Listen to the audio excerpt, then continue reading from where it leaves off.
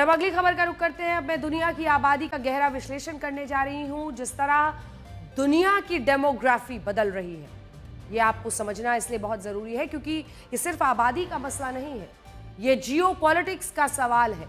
आबादी टूल है, आबादी ताकत है और आबादी कमजोरी भी है। इसीलिए इस बेहद महत्वपूर्ण रिपोर्ट को आपको ध्यान से देखना चाहिए। दुनिया की मशहूर और विश्वसनीय सर्वे एजेंसी PEW रिसर्च ने 2010 से 2020 के बीच ग्लोबल रिलीजियस लैंडस्केप पर एक रिपोर्ट जारी की है।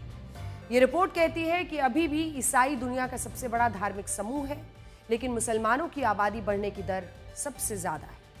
2010 में दुनिया की आबादी में 23.9% मुसलमान थे, लेकिन 2020 में यह तादाद एक चौथाई यानी 25.6% हो गई, यानी 1.8% की बढ़ोतरी हो गई। गैर धार्मिक यानी जो लोग अपने आप को किसी धर्म से एसोसिएट नहीं करते, उनकी आबादी में भी दुनिया की आबादी के मुकाबले 0.9% का इजाफा हुआ। दुनिया की आबादी में यहूदियों और अन्य धर्म के लोगों की आबादी के अनुपात में कोई बदलाव नहीं हुआ, लेकिन 2010 से 2020 के बीच ईसाइयों और बौद्धों की आबादी का अनुपात घटा है। बौद्ध 0.8% घटे हैं। ईसाइयों की आबादी इन 10 साल में 1.8% बढ़ी है। तो ये पूरा चार्ट आपके सामने है।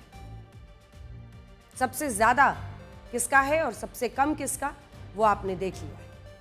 और अब मैं किस धर्म की आबादी में कितना बदलाव हुआ, इसकी रिपोर्ट आपको बताना चाहती हूँ। PEW रिसर्च के मुताबिक 2010 में ग्लोबल पॉपुलेशन में 31% ईसाई थे, जबकि 2020 में ग्लोबल पॉपुलेशन में 29% ईसाई रह गए हैं, यानी 2% की कमी आई है। ये ओवरऑल परसेंटेज है। ग्लोबल पॉपुलेशन में गैर मुस्लिमों के मुकाबले मुस्लिमों की आबादी सबसे तेजी से बढ़ी है। प्यू रिसर्च के मुताबिक 2010 से 2020 के बीच मुस्लिमों की कुल आबादी में 20.7% का इजाफा हुआ है, जबकि गैर मुस्लिमों की कुल आबादी में 9.7% की बढ़ोतरी हुई है। प्यू रिसर्च के मुताबिक 2010 से 2020 के बीच हिंदू आबादी उतनी ही बढ़ी जितनी गैर हिंदू आबादी बढ़ी।